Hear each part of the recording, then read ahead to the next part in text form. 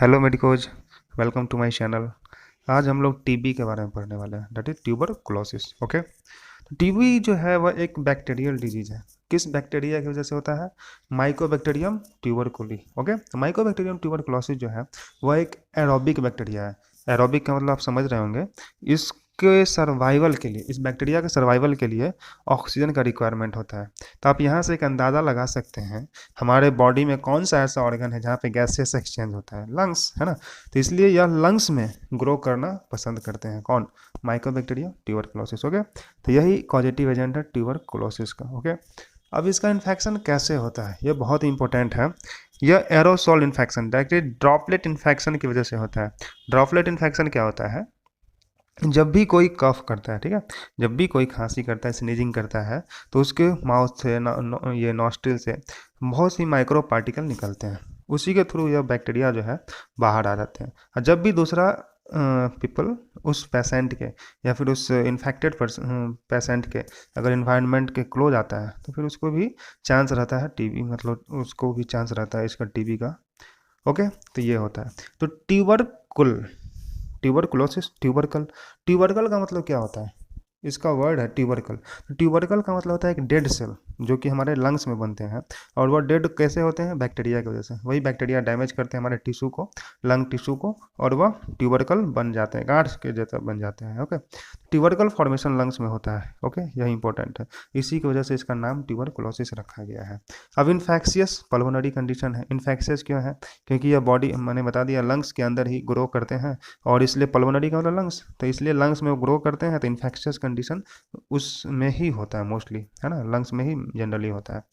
अब देखिए ट्यूबरकुलोसिस कैसे, हम लोग कैसे आइडिया लगा सकते हैं, दैट इज सिम्टम क्या क्या है। What are the symptoms of tuberculosis? अगर किसी को खांसी हो रहा है, ठीक है, अगर किसी को कॉफ हो रहा है और 3 वीक्स या फिर उससे ज़्यादा अगर है, तो हम लोग सस्पेक्ट कर सकते हैं द टीबी हो सकता है। ओके, इसके अलावा आप देख सकते हैं उसको खांसी में या फिर बलगम के साथ, स्पुटम के साथ अगर कफ, ये ब्लड आ रहा है कफ के साथ में, कफ में, ओके, तो वो हम सस्पेक्ट कर सकते हैं उसको हो सकता है। या फिर वो आपको कंप्लेन करेगा चेस्ट पेन हो रहा है, खांसी करने में उसको सीने में दर्द होता है। Dyspnea, dyspnea that means difficulty in breathing. Okay, तो वो भी कंडीशन है। फिर से इसमें वेट लॉस का आपको सिम्टम मिलेगा। फिर से नाइट स्वेट, ओके, और फीवर रहेगा। फैटिक मतलब थक जाता है थोड़ा सा भी काम करने पे। उसके अलावा आपको इसमें लॉस ऑफ एपेटाइट, भूख नहीं लगेगा। ठीक है, तो ये सारे कंडीशन जो है, सिम्टम जो है, वो ट्यूबरकुलोसिस में देखने को मिलता है। ओके, तो ये सब ऐसा नहीं है जो ये है तो टीबी बोल देंगे, कुछ एक्सरे वगैरह करवाएंगे, ठीक है। तो ये सब करने के बाद हम लोग डायग्नोज वगैरह करते हैं तो पता चलता है टीबी है। ओके, अब देखिए टीबी जो होता है वो 2 फेज में जनरली हम लोग देखते हैं। एक होता है latent phase, latent TB. Okay, और एक होता है आपका एक्टिव टीबी। तो लेटेंट टीबी जो होता है, लेटेंट का मतलब गुप्त, मतलब जो कि दिखता नहीं है। डेट मीन्स लेटेंट टीबी को हम ऐसे बोल सकते हैं, जो टीबी तो है पेशेंट को, ओके, लेकिन उसमें सिम्टम नहीं आ रहे हैं। सिम्टम क्यों नहीं आ रहे हैं? क्योंकि उतना ज़्यादा बैक्टीरिया का अमाउंट नहीं है जो सिम्टम को ला सके। ठीक है, तो उसको लेटेंट टीबी कहते हैं। वही माइकोबैक्टीरियम ट्यूबरकुली जो है, उनका अमाउंट इतना ज़्यादा हो जाता है एक्टिव टीबी में, जिसमें से सिम्टम आपको क्लियरली देखने को मिलेगा, तो उसको हम एक्टिव टीबी कहते हैं। तो मोस्ट इंपॉर्टेंट इसमें बस इतना से याद रख लीजिए, एरोबिक बैक्टीरिया की वजह से होता है, और ठीक है, और ये रॉड शेप होता है, ये ध्यान रखना है। ओके, और नॉन मोटाइल होता है, ये भी इंपॉर्टेंट है। ड्रॉपलेट इन्फेक्शन से होता है, ट्यूबरकल जो है लंग्स में बनता है। ओके, इन्फेक्शस पल्मोनरी कंडीशन ने बता दिया, सिम्टम क्या क्या है मैंने बता दिया। ठीक, यहाँ तक इम्पोर्टेंट है। उसके बाद अगर मान लीजिए अगर किसी को टीबी हो गया, फैमिली में किसी को टीबी हो गया है, तो फिर हम लोग को प्रिवेंशन लेना पड़ेगा उससे, है ना, जो भाई बाकी को भी ना हो जाए। तो इसके लिए आपको क्या करना पड़ेगा? आइसोलेशन करना पड़ेगा पेशेंट का। उसके लिए एक आइसोलेशन आइसोलेशन उसको आइसोलेट करके रखना पड़ेगा। फिर से वैक्सीनेशन, प्रॉपर वैक्सीनेशन लेना पड़ेगा। फिर से मास्क उसको पहनाइए। जैसे आप लोग देखते होंगे हॉस्पिटल वार्ड में भी सीनियर लोग बोलते हैं, अगर आप हिस्ट्री ले रहे हैं टीबी का, टीबी पेशेंट का, तो सीनियर लोग बताते हैं जो उससे थोड़ा सा दूरी बना के रख लो, और उसके दूरी बना के रखना चाहिए। ये इसलिए भी इंपॉर्टेंट है क्योंकि इसका इन्फेक्शन कैसे हो रहा है? ये ड्रॉपलेट इन्फेक्शन हो रहा है पल्मोनरी, ठीक है, पल्मोनरी के ये क्या कहते हैं, एरोसोल इन्फेक्शन की वजह से हो रहा है। ओके, ये हो गया। और मास्क बहुत मस्ट है। Okay, wearing mask is compulsory for tuberculosis TB patient. Okay, तो ये तो था टीबी के बारे में। अब हम लोग इसका ट्रीटमेंट देखते हैं। What is the treatment of TB? तो इसमें first line drug, second line drug आते हैं।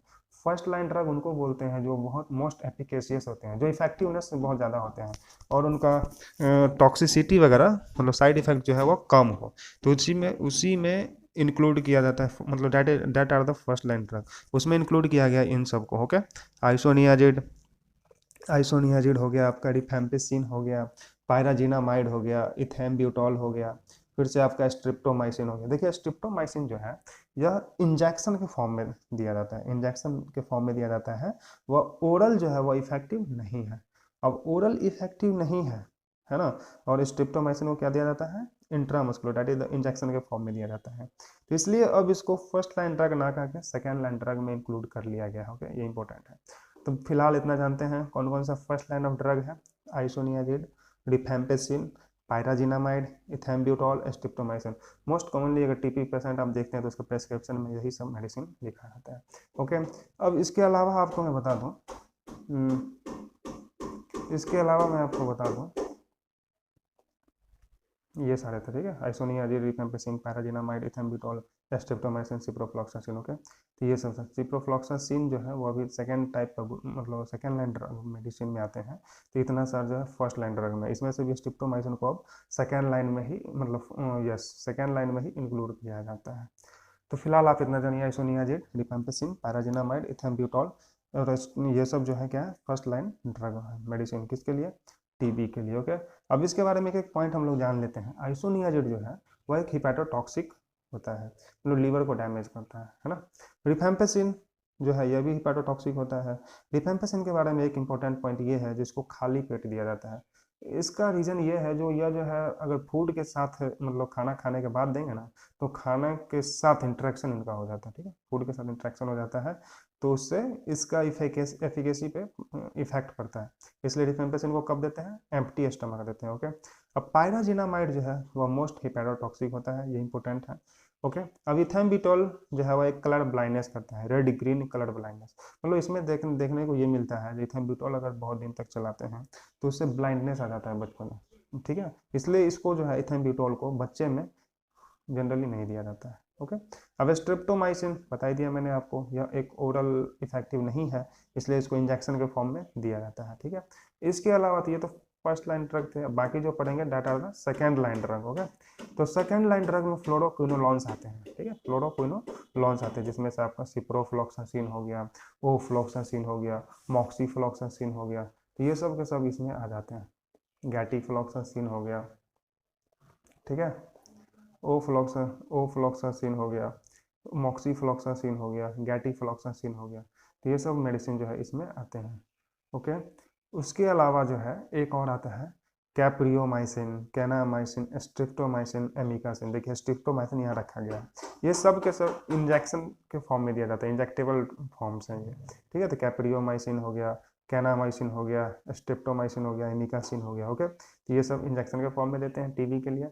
फिर से आप ये देते हैं इथियोनामाइड, प्रोथियोनामाइड, साइक्लोसेरिन, फिर से PAS that is the para amino salicylic acid, ये भी दिया जाता है। ओके, फिर से हो गया टेरिजिडोन, रिफाब्यूटिन, रिफापेंटिन, ये सब मेडिसिन हो गया। उसके अलावा भी दिया जाता है that is the bedaquiline, clarithromycin, clofazimine, linezolid, okay, pretomanid और डेलामैनिड, ये सब मेडिसिन जो है दिया जाता है किसमें, टीबी के लिए। ठीक है, इतना ही है टीबी के बारे में, इनका ट्रीटमेंट हम लोग को मेनली तो मेडिसिन का नाम जानना था, ठीक है। तो ठीक है, this is all about TB approximate. Okay, तो बेसिक्स यही हैं टीबी के बारे में। ओके दोस्त, मिलते हैं नेक्स्ट वीडियो में। Okay, get connected for more videos, thank you very much.